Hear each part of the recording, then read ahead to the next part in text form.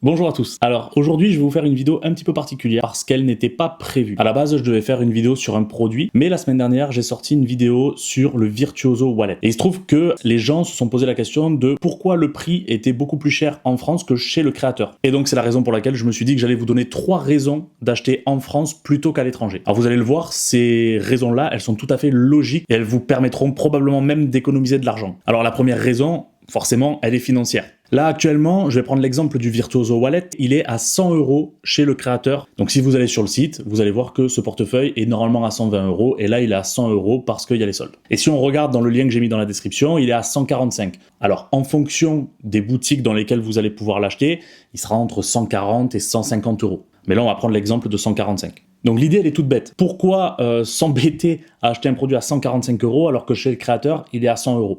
Je vais vous donner toutes les raisons pour lesquelles en fait finalement votre produit vous reviendra moins cher en l'achetant en France qu'en l'achetant à l'étranger. Donc comme je disais, la première raison, elle est financière. Si on regarde aujourd'hui avec 145 €, 140, 150, vous avez automatiquement les frais de port qui sont gratuits dans les boutiques françaises. Donc à partir du moment où vous payez 145 €, vous payez 145 €. Il n'y a pas de mauvaise surprise. Mais on va prendre maintenant l'exemple du site du producteur. Alors attention, parce que là, je vais vous donner un contre-exemple de ce que je dis habituellement. Habituellement, je dis plutôt d'aller chez le créateur pour acheter. Mais souvent, je fais des vidéos sur des produits qui sont français ou alors qui sont vendus uniquement sur un site en particulier et qui se trouve à l'étranger. Donc là, en l'occurrence, on a des boutiques en France qui le proposent, donc c'est la raison pour laquelle je fais aussi cette vidéo-là. Donc on va partir du principe qu'il est à 100 €. Maintenant, qu'est-ce qu'il faut ajouter? Vous allez ajouter les frais de port. Les frais de port, je suis allé le voir, ils sont aux alentours des 13 €. Donc on peut se dire même, c'est pas forcément très cher. 13 € de frais de port, ça vient d'Angleterre, c'est pas très cher. Mais on monte quand même à 113 €. Donc la différence, elle est plus si énorme que ça au final. Maintenant, chose très importante, la TVA. On s'en rend pas forcément compte à chaque fois parce que c'est pas forcément affiché, mais à l'arrivée, vous allez avoir des frais qui vont s'appliquer, notamment la TVA. La TVA sur ce genre de produit, elle est à 20%. Donc quand vous prenez 20% de 113 €, parce que faut bien comprendre que ça ne s'applique pas uniquement sur ce que vous allez acheter sur le produit, mais ça comprend également les frais de port. Donc si vous avez des frais de port qui s'élèvent à 50 €, ça va les inclure pour le calcul de la TVA.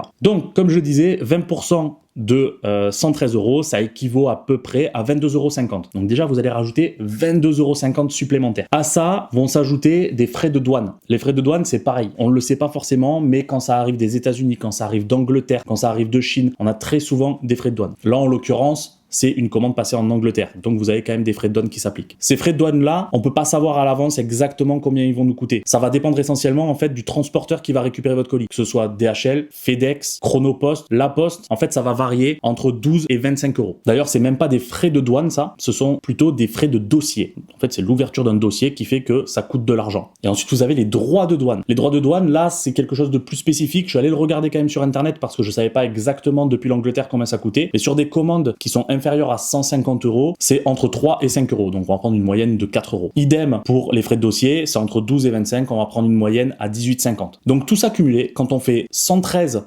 plus 22,50 pour la TVA, plus 18,50 de frais de dossier, plus 4 € de frais de douane, on arrive à 158 €.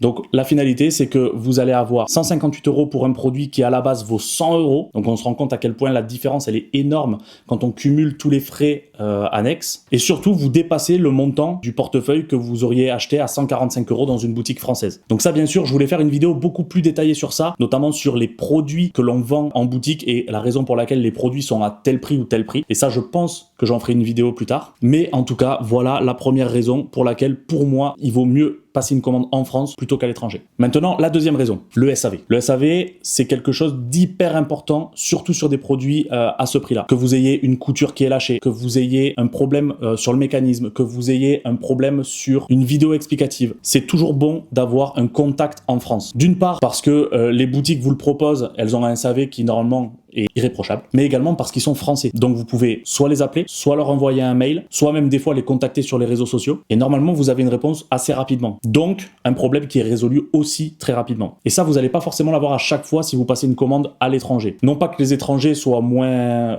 bons là-dedans, mais parce que d'une part, s'il le faut, votre anglais n'est pas excellent et il y a des difficultés à comprendre, soit parce que c'est des mecs qui sont overbookés parce que c'est des grosses compagnies ou peu importe, et du coup ils mettent beaucoup de temps à répondre, soit parce que tout simplement il y en a certains qui s'en foutent. Et il en existe. Mais il y en a qui sont extrêmement bons là-dedans, et je pense notamment à Joao Miranda, qui est juste exceptionnel au niveau du SAV. Donc, raison numéro 2, le SAV. Vous avez un contact en France, franchement, profitez-en. D'ailleurs, petite note, si vous n'avez pas acheté un produit sur un site internet, n'allez pas contacter ce site internet-là pour le SAV, parce qu'on vous voit les gens comme ça. Du genre, j'ai commandé tel produit sur telle boutique, mais j'ai un problème.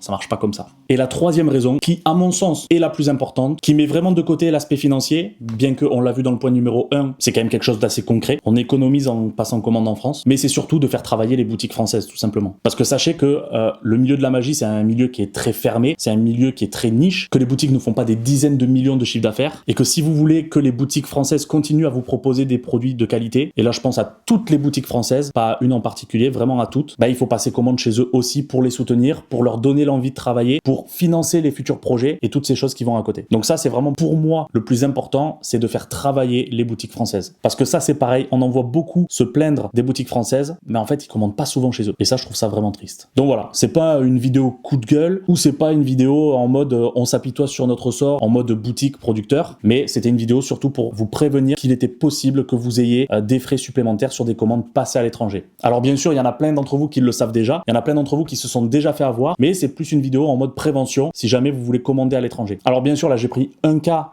particulier qui est le Virtuoso Wallet, qui est vendu dans toutes les boutiques françaises parce qu'il est distribué par un distributeur, mais dans certains cas on n'a pas d'autre choix. Je pense notamment à Hollywood, qui était un des produits que j'ai fait en vidéo parmi les premières vidéos, et à ce moment-là, ce produit-là n'était que disponible sur la boutique d'Hanson Chien. Et donc là, il n'y avait pas forcément beaucoup d'options, si ce n'est de commander chez Hanson Chien, et donc d'avoir tous ces frais qui venaient se greffer au prix d'origine. Donc voilà, c'est tout pour moi. Je pense que c'était une vidéo qui avait besoin d'être sur cette chaîne-là. Comme je vous l'ai dit, on parle de tout et de rien. Enfin, je voulais faire des vidéos qui traitaient un petit peu de tout type de sujet. Et là, on est en plein dedans. Donc merci à tous d'avoir regardé. Je vous dis à très vite pour une prochaine vidéo. À bientôt. Ciao, ciao.